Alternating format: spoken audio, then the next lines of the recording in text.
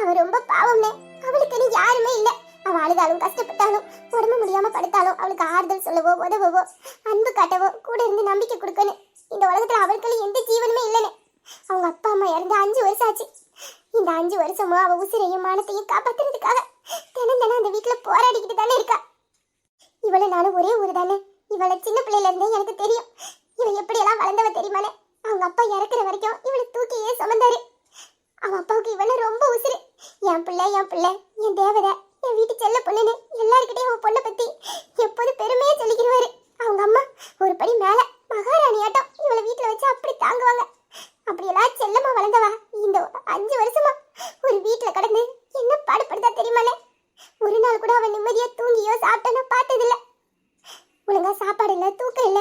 வீட்டுல இருக்க அம்புட்டு வேலையும் பார்த்து கடையிலயும் வேலை பார்த்து தூக்கம் இல்லாம அவ தவிக்கிற தவிப்பை பார்க்கும்போது ஒரு ஃப்ரெண்டா என்னாலயே அதை தாங்கிக்க முடியாதுனே. ஆனா அனுபவிக்கிற அவ எவ்வளவு வலியும் வேதனையும் அனுபவிச்சிருப்பானே.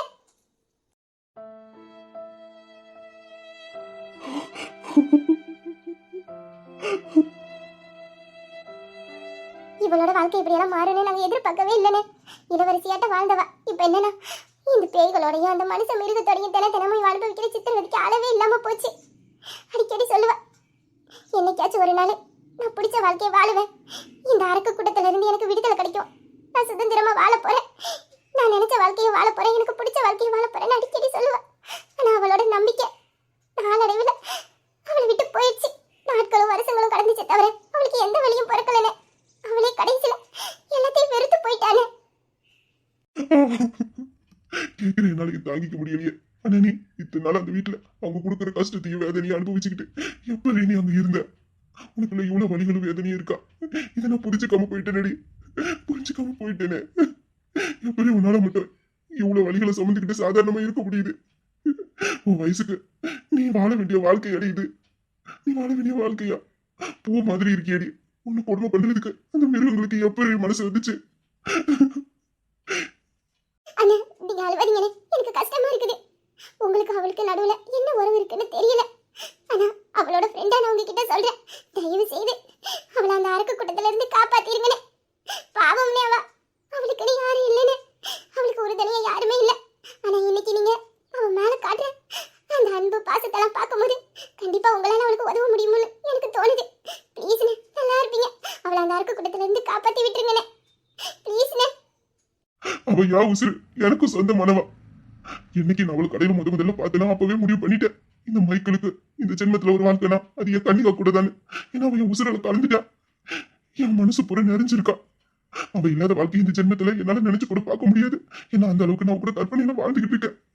அவளை கல்யாணம் பண்ணிக்கணும், குழந்தை குட்டி பெற்றுக்கணும், அவ கூட சேர்ந்து கடைசி வரைக்கும் அன்போடும் பாசத்தோடும் பிணைஞ்சு வாழணும்னு நிறைய கற்பனைகளை வாழ்ந்துகிட்டு இருக்கேன். அவ எனக்கு வேணும். அவ இல்லாத வாழ்க்கைய என்னால நினைச்சு கூட பார்க்க முடியாது.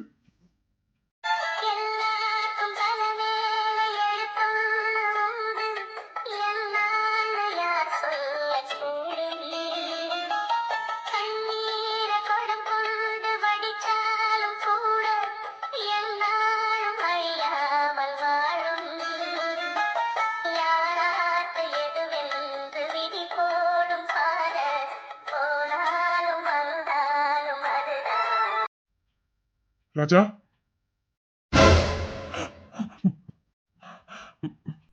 என்னடா என்னாச்சு? ஒண்ணு இல்லடா. சரிடா, இப்ப அந்த பொண்ணு எப்படி இருக்கா? நல்லா இருக்காளா? பயப்பட மாதிரி எதுவும் இல்லைல்ல? டாக்டர் வந்து பாத்துட்டு போயிட்டாங்களா? என்ன சொன்னாங்க டாக்டர்? பாத்துட்டு போயிட்டாங்களா? ட்ரிப் ஏறிக்கிட்டு இருக்கு. ஃபீவர் இன்னும் குறையல. ஏன்னா நேத்துல இருந்து சாப்பிடல, தண்ணிச்சது வேற கம்மியா இருக்கான். அதனால இன்னைக்கு முழுக்க அந்த ரெஸ்ட் எடுத்துட்டு காய்ச்சல் குறைஞ்சதுக்கு அப்புறம் வீட்டுக்கு கூட்டு போலான்னு சொல்லியிருக்காங்க. பயப்பட மாதிரி எதுவும் இல்லடா, நல்லா இருக்கா. ஓ அப்படியா, சரி சரி. இருந்தாலும் கொஞ்சம் பாத்துக்க சொல்லு. எதுவும் தேவைனாலும் சொல்லிடு, நம்ம பாத்துக்கலாம். இங்க பார்க்க முடியலனாலும் இதை விட பெரிய ஹாஸ்பிட்டல் இருந்தாலும் அங்க வேணாலும் நம்ம கூட்டிட்டு போய்க்கலாம். என்ன? இல்லடா அதெல்லாம் ஒண்ணு வேண்டாம், இங்கேயே நல்லா தான் பாக்குறாங்க, இங்கே இருக்கட்டும். சரிடா, இங்க நல்லா பாத்துக்கிறாங்கன்னா பிரச்சனை ஒண்ணு இல்ல, இங்கேயே இருக்கட்டும். ஆமா, இந்த பொண்ணு அங்க பார்த்தோமே, அந்த பொண்ணு தானே? ஆமாடா, இந்த பொண்ணு கூட தான் அவளே வேலை பார்க்குறா. நான் தான் ஹாஸ்பிட்டலுக்கு வர சொன்னேன், கூட ஒத்தாசைக்கு இருக்கட்டுமே. சரி சரி. என்னம்மா எப்படி இருக்க? நல்லா இருக்கியா? நான் நல்லா இருக்கேனே. டேய் ராஜா, அந்த பொண்ணு ரொம்ப பாவம்டா. நம்ம நினைக்கிற மாதிரிலாம் இல்ல. அந்த பிள்ளைக்குள்ள எவ்வளவு வலி இருக்கு தெரியுமா? ஆனா அதெல்லாம் வெளி காட்டிக்காம சாதாரணமா இருக்கிறாடா. அவ கதையை கேட்கும்போது எனக்கு இவ்வளவு கஷ்டமா இருக்குடா. அப்ப அனுபவிக்கிறவ எவ்வளவு வேதனைப்பட்டிருப்பா. பாவண்டா அந்த பொண்ணு. ஒரு பொண்ணு வெளியே பார்க்க தைரியமா இருக்கானா அவளோட இதயம் பல முறை வலிகளையும் துன்பங்களையும் சந்திச்சிருக்கணும். பெண்களுக்கு இயற்கையாவே வலிகளை தாங்குகிற சக்தி அதிகம். அதனால அவ்வளவு லேஸ்ல அவ உடைஞ்சு போயிடவும் மாட்டா, கலங்கிடவும் மாட்டா. அதையும் மீறிய அவ கலங்குறானா, ஒண்ணு அவ தனிமையில இருக்கணும், இல்லனா நம்பிக்கையா சாயறதுக்கு அவளுக்கான ஒரு தோல் கிடைக்கணும். இப்போ உன் ஆளுக்கு தேவை தனிமை இல்ல, நம்பிக்கையோட சாயறதுக்கு ஒரு தோல். அதை நீ அவளுக்கு கொடு. கண்டிப்பா அவ உன்னை நம்புவா. ராஜா, ஆமாண்டா. இப்போ அவளுக்கு தேவை நம்ம மேல உண்மையா அன்பு பாசம் வச்சிருக்கவங்களோட அரவணைப்போம். நம்பிக்கையா சாயறதுக்கு ஒரு தோல் தான். நீ அவ கூட இருந்தனா அவ மனசு லேசாகும். அவ இவ்வளவு நாளா அனுபவிச்ச வேதனையும் வலியும் குறையும். நீ அவ கூடயே இரு. இப்போதைக்கு எல்லாமே நீ தான் அவளுக்கு இருக்கணும். அவளை நல்லா பார்த்துக்கணும். நான் இருக்கேங்கிற நம்பிக்கையை நீ அவளுக்கு கொடுக்கணும். அப்பதான் அவ மனம் விட்டு உன்கிட்ட பேச ஆரம்பிப்பா, உன்னை நேசிக்க ஆரம்பிப்பா, உனக்கு அவ சொந்தமாகா. ராஜா, எனக்கு இப்போ ஒரு தெளிவு கிடைச்ச மாதிரி இருக்கிற. அவளோட வழியை நான் எப்படி சரி பண்ண போறேன்னு நினைச்சேன். ஆனா உன்னோட இந்த பேச்சு எனக்கு ஒரு தெளிவை கொடுத்துருக்கா. எனக்கு நம்பிக்கை இருக்கு. அவளுக்கு எப்படியாச்சு இந்த பிரச்சனையில இருந்து மீட்டு கொண்டுட்டு வந்துருவேங்கிற நம்பிக்கை வந்துருச்சுடா ராஜா. நம்பிக்கை இருக்கு எனக்கு. அண்ணா அண்ணா, நான் அவளை பத்தி உங்ககிட்ட சொன்னதெல்லாம் அவளுக்கு தெரிய வேண்டானே. நீங்க தெரிஞ்ச மாதிரி காட்டிக்காதீங்க. ஏன் அப்படி சொல்ற? அவளை பத்தியான விஷயம் எனக்கு தெரிஞ்சிருச்சுங்கிறது அவளுக்கு தெரிஞ்சாதானே நான் அவகிட்ட மனம் விட்டு பேச முடியும். அவளுக்கு என்ன பிரச்சனைன்னு புரிஞ்சுக்கிட்டு அந்த சூழல்ல இருந்து அவளுக்கு எப்படி வெளிக்கொண்டுட்டு வருதுன்னு அவகிட்ட நான் சொல்லி புரிய வைக்க முடியும். ஐயோ அண்ணா, நீங்க அந்த தப்பை மட்டும் பண்ணிடாதீங்க.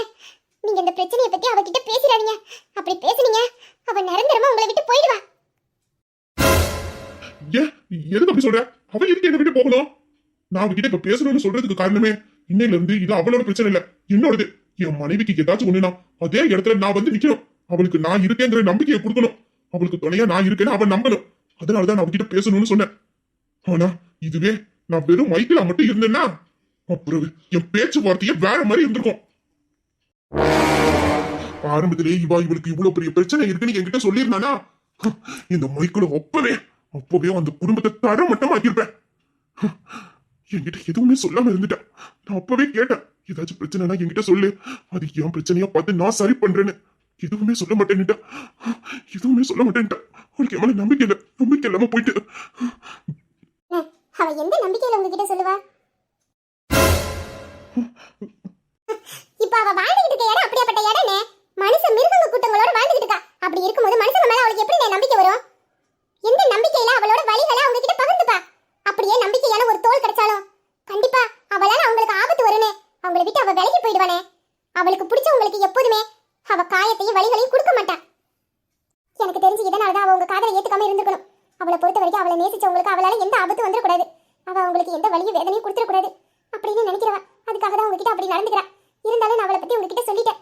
அதுக்கு காரணம் அவ தினமும் அந்த வீட்டுல அனுபவிக்கிற சித்திரவதை என்னால பார்க்க முடியல. கஷ்டமா இருக்கு. அவ என் ஃப்ரெண்டு. தினம் அந்த வீட்டுல நடக்கிற விஷயத்தை என்கிட்ட சொல்ல வரும்போதெல்லாம் எனக்கு அவ்வளவு வலியா இருக்கும். கேட்கிறேன், எனக்கு அப்படி இருக்கணும். அந்த இடத்துல இருக்க அவ எவ்வளவு சித்திரவதைப்பட்டிருப்பா. நான் தினமும் அந்த கடவுள்கிட்ட கேட்பேன், அவளை காப்பாத்துறதுக்கு ஏதாச்சும் ஒரு வழியை காட்டுங்க, யாரையாச்சும் ஒருத்தவளை அனுப்புங்க. அவளும் என்ன மாதிரி ஒரு வயசு பொண்ணு தானே, அவ வாழ்க்கையை சந்தோஷமா வாழ வேண்டாமா? இதுக்கு இந்த வயசுல அவளுக்கு இவ்வளவு கஷ்டம்னு நான் தினம் அந்த கடவுள்கிட்ட கேட்பேன். ஆனா இன்னைக்கு நான் உங்களை அவ கூட பார்க்கும்போது எனக்கு உங்க மேல ஒரு நம்பிக்கை வந்துச்சு. நீங்க அவளுக்கு உதவிங்க, அவளை நீங்க காப்பாத்துவீங்கிற நம்பிக்கை வந்துச்சு. அதனாலதான் எல்லா விஷயத்தையும் உங்ககிட்ட நான் சொல்லிட்டேன். இதை தெரிஞ்சுக்கிற மாதிரி அவகிட்ட நீங்க காட்டிக்காதீங்க. ஒருவேளை அவளை பத்தியான எல்லா விஷயமும் உங்களுக்கு தெரியுங்கிற விஷயம் அவளுக்கு தெரிஞ்சிச்சுன்னா அப்புறம் அவளுக்கு உங்க மேல காதலே வராம போயிடும். நீங்க என்னதான் அவளுக்கு அன்பு, அக்கறை, பாதுகாப்பு எல்லாம் கொடுத்தாலும் அவ அது எல்லாமே நீங்க இறக்கத்தாலதான் என் மேல காட்டுறீங்க அப்படின்னு நினைச்சுப்பா. அந்த இடத்துல உங்க மேல அவளுக்கு காதல் வராது, வேணும்னா மரியாதை இருக்கும். உங்களை அந்த கூட்டத்துல இருந்து காப்பாத்தணும், என்னால அவருக்கு ஆபத்து வரக்கூடாதுன்னு உங்களை பாதுகாக்கணும்னு நினைச்சு உங்களை விட்டு விலகி போவா. ஆனா உண்மையான காதல் உங்க மேல அவளுக்கு வராது. ராஜா, என்னடா இப்படி சொல்லுது? அப்ப அவ என்ன நேசிக்க மாட்டாளா? எனக்கு சொந்தமாக மாட்டாளா? என் கூட வாழ மாட்டாளாடா? எனக்கு அவ வேணுடா ராஜா. அவ இல்லைன்னா என்னால வாழ முடியாது. என் மனசு பூரா நிறைஞ்சிருக்காடா. இப்ப கூட நான் அவங்க வீட்டுல உள்ளவங்களெல்லாம் அடிச்சு போட்டுட்டு அவளை என் கூட கூட்டிட்டு வர ரொம்ப நேரம் ஆயிடாது. ஏற்கனவே அவங்க இவளை ரொம்ப கொடுமைப்பட்டு இருக்காங்க. நானும் போய் அவ கண்ணு முன்னாடி அவங்க எல்லாத்தையும் அடிச்சு போட்டு இவளை கூட்டிட்டு வந்தா அப்புறம் அவ என்னையும் அவங்கள மாதிரி ஒரு கொடூரம் நினைச்சிடக்கூடாதுல. அதுக்காக தான் இந்த பிரச்சனையை எப்படியாச்சும் பேசி தீர்த்து அவளை அந்த சூழல்ல இருந்து வெளியில கொண்டுட்டு வரணும்னு நினைக்கிறேன். எப்படி இதெல்லாம் நான் தெரியாம அவளுக்கு செய்ய முடியும்? டேய் மைக்கிள், அந்த பொண்ணு சொல்றது கரெக்ட் தான்டா. ஒரு பொண்ணு ஒரு ஆணோட காதலை ஏத்துக்கிறானா, அந்த ஆணு முதல்ல அந்த பொண்ணை பார்க்கும்போது அவங்களுக்குள்ள இருந்த அந்த ஈர்ப்பு, அந்த உணர்வு, அவங்களுக்குள்ள இருக்கிற அந்த அன்பு, பாசம், நெருக்கம், அவளை அப்படியே ஏத்துக்கிற அந்த மனப்பக்குவம், இதெல்லாம் தான்டா அந்த பொண்ணுக்கு உன் மேல காதலை உண்டாக்கும். ஆனா நீ கருணையோட அவளை ஒரு பார்வை பார்த்தாலும் அங்க உன்னோட காதல் தோத்து போயிடும். அங்க உன் மேல மரியாதை மட்டும்தான் இருக்குமே தவிர காதல் இருக்காது. இப்போதைக்கு அவளுக்கு உன் காதலை மட்டும் கொடு. நேசி, அளவு கடந்த அதிகமா நேசி. நிறைய நம்பிக்கையை கொடு. உன் கூட இருந்தா நான் பாதுகாப்பா இருப்பேன்னு என்னைக்கு உணர்றாளோ அப்போ மனமிட்டு உன்கிட்ட பேசுவா. அப்போ உன் மேல உண்மையான காதல் அவளுக்கு வரும். நீ இந்த பிரச்சனையை பத்தி கவலைப்படாத. இந்த பிரச்சனையை என் வழியில நான் பாத்துக்கிறேன். அவ என்னைக்கு உன்னை நம்பி உன் கூட வராளோ அப்போ அந்த கூட்டத்தை நீ என்ன பண்ணணும்னு நினைக்கிறியோ பண்ணிக்கலாம். அந்த நாளுக்காக தாண்டா மச்சான் காத்துக்கிட்டு இருக்கேன். அந்த நாள் என்னைக்கு வருதோ அப்போ அப்போ போற என்னோட ஓட்டத்தை என் கன்னிகாவை அவங்க பண்ணின கொடுமைக்கு எல்லாத்துக்கும் சேர்த்து மாத்து அவங்க அனுபவிக்கணும். சித்திரவதை அனுபவிக்கணும். நான் கொடுப்பேன், பதிலுக்கு பதில் கொடுப்பேன்டா. ம், சரி பாத்துக்கலாம். நீ பொறுமையா இரு. இப்போதைக்கு நீ அவ கூடயே இரு, எங்கேயும் போடாத. அவளை பக்கத்துல இருந்து பாத்துக்க. அவளுக்கு என்னென்ன தேவையோ அது எல்லாத்தையும் நீ தான் செஞ்சு கொடுக்கணும். கண்ணு கருத்துமா பாத்துக்க. இனிமேலு அவளுக்கு எல்லாமா நீ தான் இருக்கணும். அந்த அளவுக்கு நீ அவளை கவனிச்சுக்கணும். இந்த 2 நாள் உனக்கு டைம் கிடைச்சிருக்கு. அவளை அதிகமா நேசி. உன் காதல் அவளுக்கு கொடு. கண்டிப்பா அவ உன் காதலை புரிஞ்சுப்பா. நம்பிக்கையோட உன் தோல் சாய்வா. உன் கையை பிடிப்பா. அந்த நம்பிக்கை எனக்கு இருக்கு. சரியா? நீ அவளை விட்டு எங்கேயும் போயிடாத. அவளை நல்லா பாத்துக்க. சரிடா, நான் அவளை பாத்துக்கிறேன். அண்ணா, டாக்டர் இவள 2 நாளைக்கு இங்க ரெஸ்ட் எடுக்க சொல்லிட்டாங்க. ஆனா அவ இன்னைக்கு வீட்டுக்கு போலனா அவங்க வீட்ல உள்ளவங்க எல்லாம் பிரச்சனை பண்ணுவாங்க. இவ எங்க இருக்கான்னு தேடி வந்து இவள கஷ்டப்படுத்துவாங்க, அங்க இருந்து கூட்டிட்டு போயிடுவாங்க. இந்த நிலைமையில அவ வீட்டுக்கு போனா அவ நிலைமை ரொம்ப மோசமாயிடும். இப்போ என்ன பண்ண? இங்க வந்து அவங்க பிரச்சனை பண்ணா நம்மளால என்ன பண்ண முடியும்? என்ன மீறி இவளை இங்க இருந்து யார் கூட்டிட்டு போறான்னு நானும் பாக்குறேன். இவ்வளவு நாளை இவ்வளவு கஷ்டப்படுத்துறவங்க யாராச்சும் ஒரு ஆளு என் கண்ணு முன்னாடி சிக்கலாங்க. அப்புறம் உங்க நிலைமைய மோசமாயிரும். பாக்குறேன். அப்படி யாரு வரான்னு நானும் பாக்குறேன். மைக்கில, இப்பதானே பொறுமையா இருன்னு சொன்னேன். முடியலடா, என்னால தாங்க முடியல. கோவம் முண்டைக்கு ஏறுதுடா. குயில மட்டும் சிக்கட்டும், அப்புறம் இருக்கு. பொறுமையா இருன்னு சொன்னேன். அதான் நான் பாத்துக்கிறேன்னு சொல்றேன். அப்புறம் என்ன? இப்போ நீ அவ கூட இருக்கணும். அவளுக்கு இப்போ உன்னோட பாதுகாப்பு தேவை. அதை மட்டும் பாரு. உங்க 2 பத்தியும் தொந்தரவு பண்ண இங்க யாரும் வர மாட்டாங்க. நான் பாத்துக்கிறேன். இந்த பாருமா, நான் உன்கிட்ட ஒரு விஷயம் சொல்றேன். அதை மட்டும் நீ அங்க போய் சொல்லு. அதுக்கப்புறம் அங்க இருந்து யாரும் இங்க வரமாட்டாங்க. இவளுக்கு எந்த பிரச்சனையும் வராது. நான் பாத்துக்கிறேன். ம், சரிங்கண்ணே, நீங்க என்ன பண்ண சொல்றீங்களோ அதை நான் அப்படியே பண்ணிடுறேன். சரிம்மா. இனிமேல அந்த பொண்ணை இவனே பாத்துக்குவான். அவளுக்கு என்ன தேவையோ அதை இவன் பக்கத்துல இருந்து செஞ்சு கொடுப்பான். உன் ஃப்ரெண்ட் உனக்கு பாக்கணும்னு தோணுச்சுன்னா வந்து நீ பாத்துட்டு போ. அப்புறம் இந்த 2 நாளும் அந்த பொண்ணு கூட இவனே இருக்கட்டும். சரியா? சரிண்ணே, இந்த அண்ணனே கூட இருந்து பாத்துக்கிட்டோம். எனக்கு எந்த பிரச்சனையும் இல்ல. நான் அவளை பார்க்கணும்னு தோணும் போது வந்து பாத்துக்கிறேன். சரிம்மா, நீ வெளியில போய் வெயிட் பண்ணு. நான் இப்ப வந்துடுறேன். ஏய், சொன்னதெல்லாம் ஞாபகம் இருக்குல்ல? நான் சொன்னபடி நடந்துக்க. புரியுதா? ம், பாத்துக்கிறேன். அது எதுக்குள்ள உன் மூஞ்சி இப்படி வச்சுக்கிட்டு சொல்ற? உன்னை இப்படி பார்க்க எனக்கே பயமா இருக்கு. இதே மூஞ்சியோட அந்த பொண்ணு முன்னாடி போய் நின்றாத. அப்புறம் எப்போதுமே உன் காதலை ஏத்துக்க மாட்டா சொல்லிட்டேன். இப்ப எப்படி இருக்கு? பார்க்க அமல் பேபி மாதிரி மூஞ்ச வச்சிருக்கான் பாரு, மோரட்டு பையன். ரொம்ப ஓட்டாதுன்னு ஓட்டுறாங்க. இந்த பாரா 2 நாள் பாத்துக்க. வேற எதுவும் பண்ணிடாத. அதெல்லாம் எனக்கு தெரியும். நான் பாத்துக்குவேன். ஆமா, தெரிஞ்சிருந்தாதான் என்னத்துக்கு அவன் மனசுல இடம் முடிச்சிருப்பிய. எதுக்கு இப்படி குழம்பிக்கிட்டு நிக்கிற? பாக்க இந்த 2 நாள்ல நீ என்ன பண்ண போறேன்னு நானும் பாக்குறேன். சரி, எனக்கு ஆபீஸ்க்கு டைம் ஆயிட்டு. நான் போகும்போது ரூபியை வேற கூட்டு போகணும். நான் அவளை பிக்கப் பண்ணிட்டு அப்படியே ஆபீஸ்க்கு போறேன். நீ பாத்துக்க. சரிடா, நீ கொஞ்சம் பார்த்து கவனமா வண்டி விட்டு போ. என்ன? அதை நான் பாத்துக்கிறேன்டா. அப்புறம் அந்த பொண்ணுக்காக நான் வரும்போது பழம்லாம் வாங்கிட்டு வந்தேன். அது கார்ல இருக்கே, எடுத்து வந்துட்டு போறேன். நீர் சத்து வேற கம்மியா இருக்குன்னு டாக்டர் சொன்னாங்களே. நிறைய ஜூஸ் அடிச்சு கொடு. கொஞ்ச நேரத்துக்கு ஒரு தடவை ஜூஸ் கொடு. அப்புறம் பழம்லாம் வெட்டி கொடு. சாப்பாடு வெளியில வாங்க வேண்டாம். நான் அம்மா கிட்ட சொல்றேன். சாப்பாடு மத்தியானம் கொடுத்து விட்டுருவாங்க. அந்த சாப்பாடு சாப்பிட்டா போதும். உனக்கு ஏதாச்சும் வேணும்னா எனக்கு ஃபோன் பண்ணு. பக்கத்திலே இருந்து கவனிச்சுக்க. அந்த பொண்ணு அது வேணும் இது வேணும்னு உங்ககிட்ட கேட்காது. நீ தான் புரிஞ்சுக்கிட்டு அவளுக்கு எதுவா இருந்தாலும் செஞ்சு கொடுக்கணும். என்ன? அப்பத்துல இருந்து அதை தானே சொல்லிக்கிட்டு இருக்க. நான் அவளை பாத்துக்கிறேன். இதெல்லாம் நீ நல்லா பாத்துப்ப. இருந்தாலும் எனக்கு சொல்லணும்னு தோணுச்சு. அதான். சரி, நான் போயிட்டு வரேன். டைம் ஆயிட்டு. சரிடா. இனிமேல் நீ எதுக்காகவே கஷ்டப்படக்கூடாது. உனக்கு நான் இருக்கேன். கடைசி வரைக்கும் நான் உன் கூட இருப்பேன். உன்னை இந்த நிலைமைக்கு ஆளாக்கணும். உங்களுக்கு என்ன தண்டனை கொடுக்கணும்னு எனக்கு தெரியும். கொடுப்பேன். அதுக்கான நேரம் வரும்போது நான் கண்டிப்பா கொடுப்பேன்.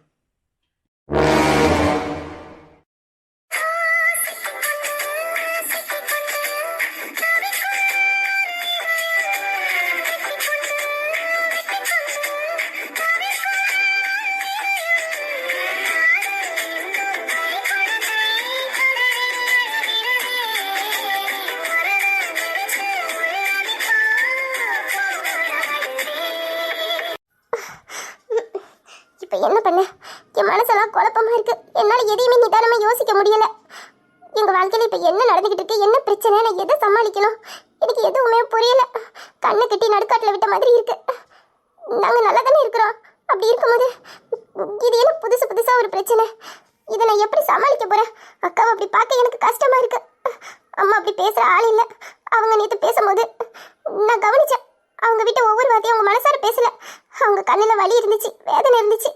ஆனா நான் அதை புரிஞ்சுக்காம அக்காவை அம்மா திட்டுறாங்கன்னு நான் வேற இஷ்டத்துக்கு அம்மாவை பேசிட்டேன். அவங்கள அப்படி பேசியிருக்க கூடாது. எனக்கு கஷ்டமா இருக்கு. காலையில உங்ககிட்ட மன்னிப்பு கேட்கலான்னு பார்த்தேன். ஆனா சாதாரணமா எப்போது பேசுற மாதிரி தான் என்கிட்ட பேசுறாங்க. என்னால அவங்கள புரிஞ்சுக்கவே முடியல. அப்புறம் எதுக்கு நைட் அப்படி பேசுறாங்க? எங்களுக்கு தெரியும், என் அம்மா என்னைக்குமே எங்களை தப்பா புரிஞ்சுக்க மாட்டாங்க. அங்க வளர்ப்பு என்னைக்குமே தப்பா போகாது. இவ்வளவு நாளா என் அக்காவும் மாமாவும் பழகுறாங்களே, ஆனா என்னைக்குமே எங்க அம்மா அக்காவையும் மாமாவையும் தப்பா புரிஞ்சுக்கிட்டது இல்லையே. இப்பவும் அவங்க புரிஞ்சுக்கல. ஆனாலும் எதுக்கு இப்படி சொன்னாங்க எனக்கு அதான் புரியல. கண்டிப்பா இது அவங்க மனசுல இருந்து வந்த வார்த்தை இல்ல. யாரும் அவங்கள ஏதோ சொல்லி குழப்பிருக்காங்க. என்னவா இருக்கும்? யாரு என்ன சொல்லியிருப்பா?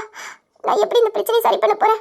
மாமா வேற எனக்கு ஃபோனுக்கு மேல ஃபோன் பண்ணிக்கிட்டே இருக்காரு. அவர்கிட்ட எப்படி நான் சொல்லுவேன்? அக்கா வேற எதுவும் சொல்லக்கூடாதுன்னு சொல்லியிருக்கா.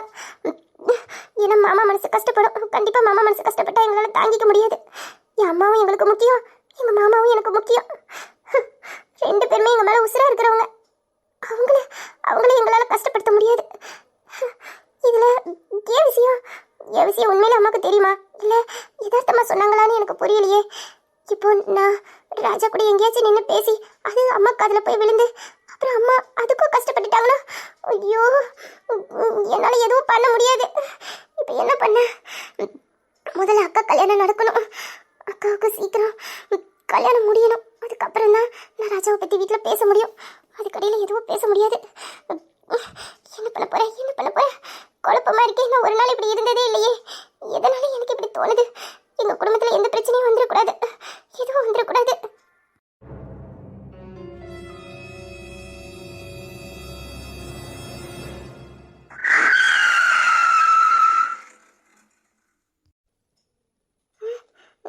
இது ராஜாவோட கார் தானே?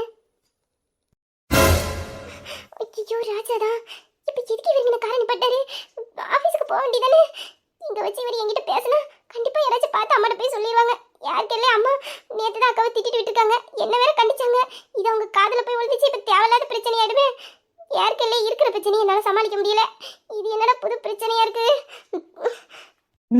எப்படி பார்த்துட்டு பார்க்காத மாதிரி நிக்கிறா பாரு. அவளை பார்த்துட்டு காரை நிப்பாட்டினேன்னு அவளுக்கு தெரியும். தெரிஞ்சுக்கிட்டே அதான் நிக்கிறேன்னு தெரியல. அப்புறம் என்ன ஓடியாந்து வந்து அப்படியே காருக்குள்ள ஏற வேண்டியதானே? ரெண்டு பேரும் ஜாலியா பேசிக்கிட்டே ஆபீஸுக்கு போயிருக்கலாம். அவளுக்காக தான் நிக்கிறேன். ஆனா புரியாத மாதிரி நிக்கிறா பாரு.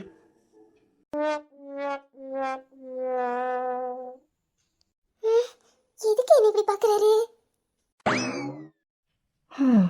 அழகா இருக்கா. காலையிலே இந்த மாதிரி ஒரு பிரகாசமான முகத்தை பார்த்தாதான் அன்னைக்கு நாலு முழுக்க நமக்கு ஒரு கிளிப்பாவே இருக்கும். அது என்னன்னு தெரியல. என்னைக்கு இல்லாம இன்னைக்கு என் பொண்டாட்டி எம்பிட்டு அழகா என் கண்ணுக்கு தெரியா. சண்டை போடுற அன்னைக்கு தான் பொண்டாட்டியோட உண்மையான ரூபம் தெரியும்னு சொல்லுவாங்க. அதுல இதுவும் ஒன்னா இருக்குமோ? எதுவும் இருந்தானே இன்னைக்கு எக்கச்சக்க அழகா இருக்காளே. அப்படியே கோவப்படாம இருந்தேன்னா கிட்ட போய் பண்ணிருக்கலாம்.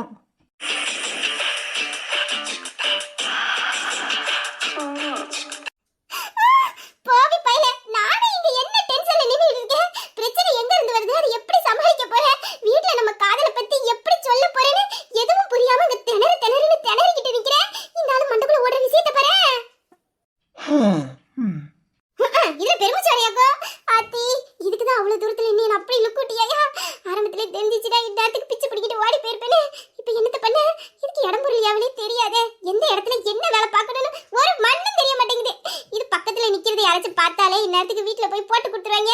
ஆனா இது முழிக்கிற மொழியும் சரியில்லை. நம்ம இன்னும் கொஞ்ச நேரம் நின்னா ஏதாச்சும் வேண்டாத வேலை பார்த்தாலும் பாத்துரும். அப்படியே நவுந்து போயிருவோம்.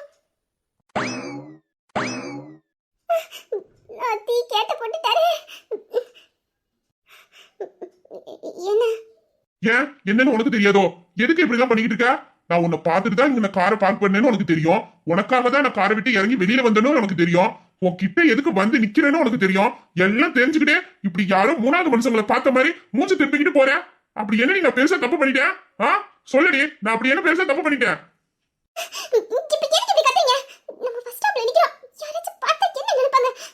நீங்க ஆபீஸ்க்கு போங்க. நான் எதுவா இருந்தாலும் அங்க வந்து பேசிக்கிறேன். நீங்க ஃபர்ஸ்ட் இங்க இருந்து போங்க. போக முடியாதுடி. நீ இப்ப எதுக்கு என் மேல கோவமா இருக்கா? எதுக்கு என்ன பார்த்தது என்ன விட்டு இப்படி விலகி வந்தேன்னு எனக்கு காரணம் சொல்லு. காரணம் தெரியாம நான் இந்த இடத்த விட்டு போகவும் மாட்டேன், கத்துறதை நிப்பாட்டவும் மாட்டேன். இப்படிதான் கத்திக்கிட்டு நிப்பேன். கத்தாதீங்கன்னு சொன்னேன். ஏன் சொன்னா புரிஞ்சுக்க மாட்டேங்கிறீங்க? ஐயோ, இவர் இப்படி கத்தி கோவப்பட்டாருன்னா நான் எப்படி என் மனசுல இருக்கிறத இவர்கிட்ட சொல்லி புரிய வச்சு இருக்கிற பிரச்சனையெல்லாம் சரி பண்ண போறேன்? யாருக்கெல்லாம் அக்கா வாழ்க்கையில ஒரு பிரச்சனை, இப்ப நம்ம வாழ்க்கையிலயும் அந்த பிரச்சனை வந்துருமோன்னு பயத்துல நானே நிக்கிறேன். இவர்கிட்ட எப்படி நான் சொல்ல? இப்படி கோவப்பட்டா என்னால எப்படி சொல்ல முடியும்?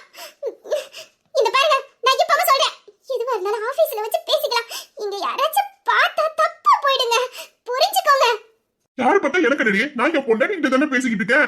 எனக்கு உரிமைப்பட்டவா, எனக்கு பிடிச்சவா, என் வாழ்க்கை துணைகிட்ட தானே பேசிக்கிட்டு இருக்கேன். இதுல மத்தவங்க பார்த்து தப்பா நினைக்க என்ன இருக்கு? இது எப்படி புதுசாலாம் பேசிக்கிட்டு இருக்க?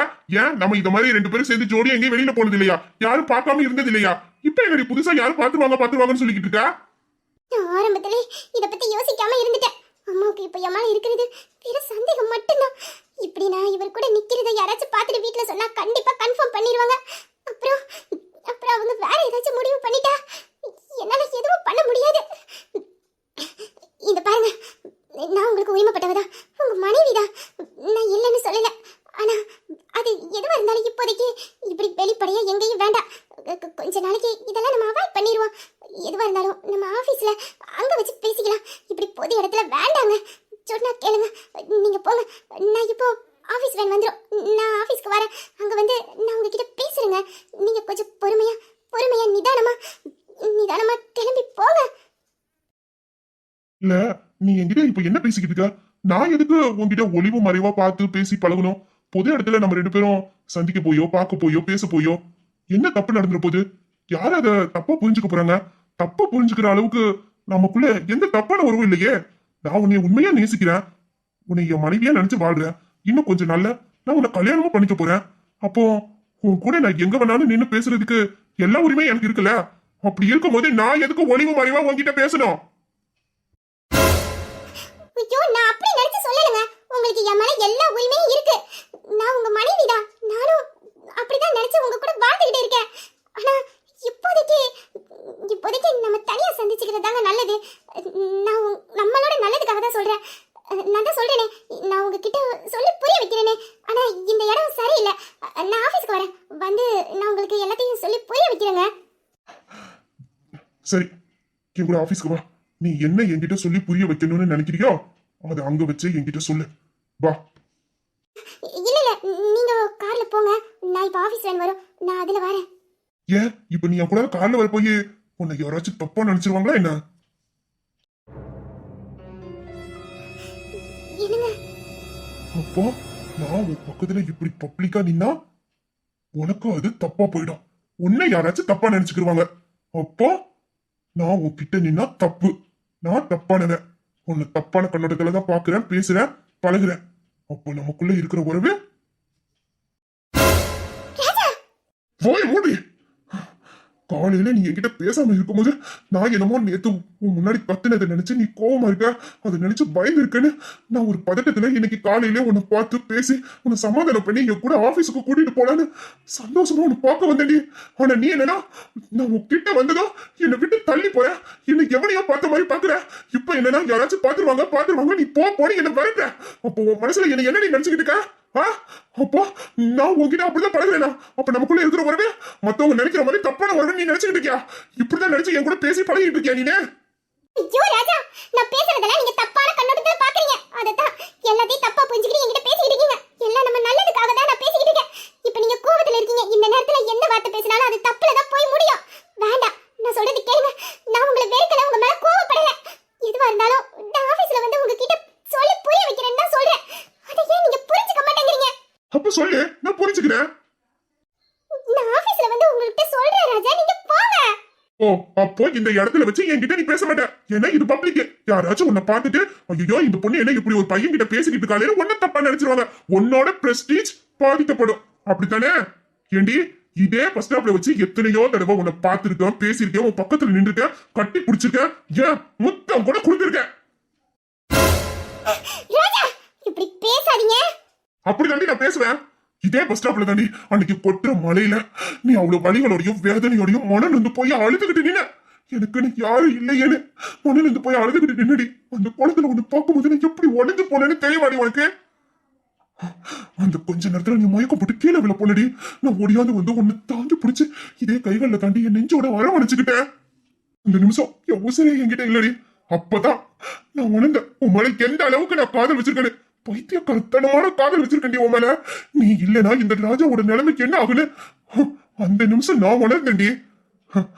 அந்த நேரத்துல நான் உன்னை அப்படி தொட்டு தூக்கி என் கையில அணைச்சு வச்சிருக்கும் போது அப்ப யாரும் பாத்துருவாங்களோ, எதுவும் பேசிடுவாங்களோ, எதுவும் நினைச்சிருவாங்களோன்னு நான் எதுவுமே நினைக்கல.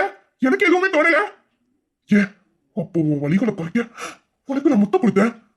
அப்ப கூட யாரும் நம்ம 2 பேரையும் பார்த்து தப்பா நினைச்சிருவாங்களோன்னு நான் பயப்படலடி. அப்ப நீ என்னோட மனைவி. நான் உன்னை மனசார என் மனசுல சுமக்கிறேன். அவளோட வலிகளை குறைக்க அவளை கட்டி அணைச்சு நான் அவளுக்கு அந்த முத்தத்தை கொடுத்தேன்னு நான் அப்படி தாண்டி நினைச்சேன். யாரும் பாத்துருவாங்களோ, நம்மள தப்பா நினைச்சிருவாங்களோ அப்படின்னு நான் நினைக்கலையே. ஆனா இப்ப நான் உன்கிட்ட நின்று தண்ணி பேசிக்கிட்டு இருக்கேன்.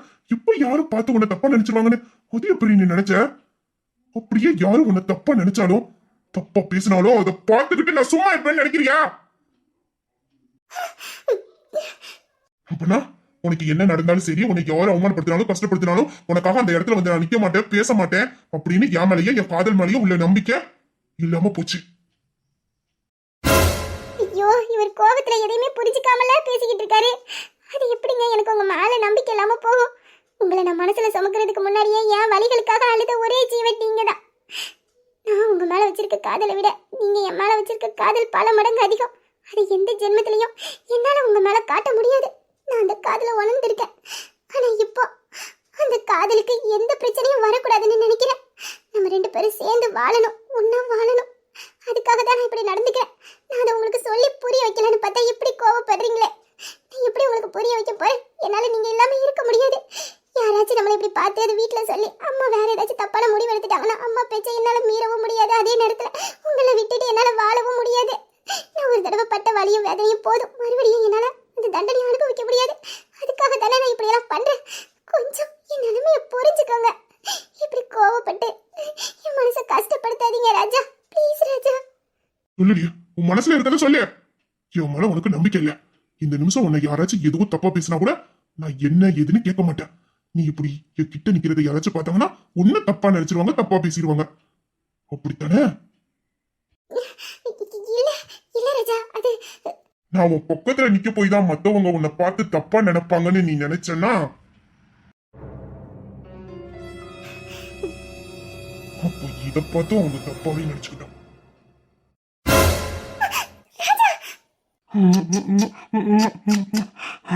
தப்பா நினைக்கிறவங்க நம்ம 2 பேத்தையும் இந்த மாதிரி ஒன்னா பார்த்தே தப்பா நினைக்கிட்டோம். ஐயோ ராஜா, நான் சொல்ல வரது கொஞ்சமாச்சும் புரிஞ்சுக்கோங்க. இந்த மாதிரி எல்லாம் பண்ணாதீங்க. என்ன முதல்ல கீழே இறக்கி விடுங்க. எனக்கு இது பிடிக்கல. இப்படி பண்ணாதீங்க. பிடிக்கல? உனக்கு பிடிக்கல? ஓ, இவ்வளவு நல்லா பிடிச்சிச்சு. எனக்கு பிடிக்கலையா உனக்கு? நான் அப்படிதான் கொடுப்பேன். நான் கொடுப்பேன். கொடுப்பேன். நான் நிறைய கொடுப்பேன். பார்க்கட்டும், ஊர்ல உலகத்துல எல்லாரும் பார்க்கட்டும். நான் விட மாட்டேன். நீ எனக்கு வேணாடி. நான் உன்னை விட மாட்டேன். ஐயோ, இவர் எதுக்கு இப்படி கிறுக்கு தரமா என்கிட்ட நடந்துக்கிறாரு? இப்படி நம்ம 2 பேரையும் சேர்த்து வச்சு யாராச்சும் பார்த்து வீட்ல சொல்லிட்டா அதுக்கப்புறம் அம்மா தப்பான முடிவு ஏதாச்சும் எடுத்துருவாங்க. அதுக்கப்புறம் என்னால எதுவுமே பண்ண முடியாது. அவங்களை எதிர்த்து என்னால எதுவும் பண்ண முடியாது. அதே நேரத்துல நீங்க இல்லாமல என்னால வாழ முடியாது. நம்மளோட காதல அம்மா கிட்ட சொல்றதுக்கு இப்ப சரியான நேரமும் இல்ல. நான் என்னதான் பண்ணட்டும்? இப்படி கோவப்பட்டு எதையுமே புரிஞ்சுக்காம இப்படி நடந்துக்கிட்டீங்கன்னா நான் என்னதான் பண்ண முடியும்?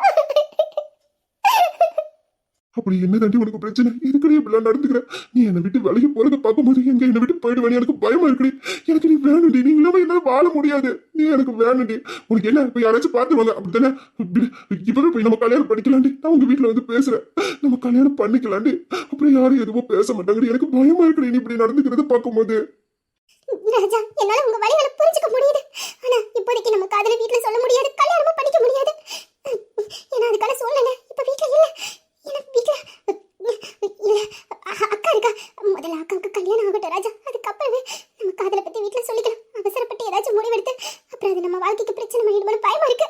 நீங்க இப்படி பொது இடத்துல என்கிட்ட பேசுறத நடந்துக்கிறது இனிமேல் எதுவும் வேண்டாம். இது நாளைக்கு நம்ம கல்யாண வாழ்க்கையை பாதிக்குமோன்னு எனக்கு பயமா இருக்கு. அதுக்காக தான் சொல்றேன். இப்படி நடந்துக்காதீங்க, கோவப்படாதீங்க, நிதானமா இருங்க. ப்ளீஸ் ப்ளீஸ், கோவத்துல எந்த முடிவை எடுக்காதீங்க. என்னால எதுவும் புரிஞ்சுக்க முடியாது. எதையும் ஏத்துக்கிற மாதிரி நிலைமையில நான் இப்ப இல்லடி. காலையில கொஞ்ச நேரம் நீ என்கிட்ட பேசல, அதுக்கு என்னால உன்னை பிரிஞ்சு இருக்க முடியலன்னு நான் தவிச்ச தவிப்ப எனக்கு தான் தெரியும். அதனால தான் உன்னை தேடி வந்தேன். ஆனா நீ இப்ப இப்படி என்கிட்ட நடந்துக்கிறது எனக்கு கஷ்டமா இருக்கு. இப்ப என்ன, நிலாவுக்கும் வீராவுக்கும் கல்யாணம் முடிச்சா நம்ம கல்யாணம் பண்ணிக்கலாம்ல? வேணா அவங்க 2 பேரோட சேர்ந்து நம்மளே ஜோடியா கல்யாணம் பண்ணிக்கலாம்டி. நான் அத்தைகிட்ட பேசுறடி. அத்தை கண்டிப்பா நம்ம காதல ஏத்துப்பாங்கடி. சொன்ன கேளுடி. நான் பேசுறேன். நான் இப்பவே போய் பேசுறேன். நான் பேச உங்ககிட்ட சம்மதம் வாங்கிட்டு வரேன்டி. சொன்ன கேளுடி. என்னை விட்டு பிரிஞ்சு போயிடாதடி ப்ளீஸ்டி. ஐயோ ராஜா, நான் சொல்றத கொஞ்சமாச்சும் புரிஞ்சுக்கோங்க. இப்போதைக்கு அம்மா கிட்ட நம்ம காதல சொல்ல முடியாது. சொல்ற சூழ்நிலை இல்ல. அப்படி இருந்தா நானே அம்மா கிட்ட சொல்லி புரிய வச்சிருக்க மாட்டேனா? அதுக்கான நேரம் வரட்டும். அது வரைக்கும் காத்துக்கிட்டு இருப்பேன்னு நான் சொல்றேன். இப்ப ஏன் நான் உங்ககிட்ட கோவப்படல, உங்களை திட்டல. நீங்க வேண்டாம், நான் வெறுக்கலையே. நீங்க இல்லாம என்னால வாழ முடியாது. நீங்க எனக்கு வேணும். நீங்க இல்லாத வாழ்க்கையை என்னால நினைச்சு கூட பார்க்க முடியாது.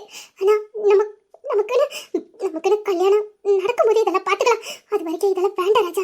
சொன்ன கேளுங்க. இதை வச்சு பிரச்சனை வந்துடும் ராஜா. யாராச்சும் பார்த்தா பிரச்சனை ஆயிடும்.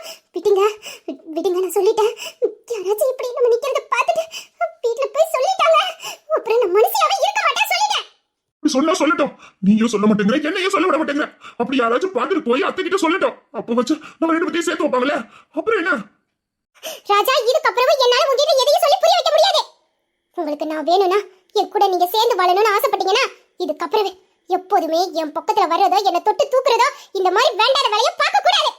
அப்படி ஏதாச்சும் பண்ணீங்க கொட்டைசி வரைக்கும் நான் உங்களுக்கு கிடைக்காமலே போயிடுவேன். எனக்கு உன்கிட்ட இருந்து வேணுங்கிறது உன்னோட அன்பு காதலும் மட்டும் தாண்டி. ஆனா நீ என்ன தப்பா நினைச்சிட்டல.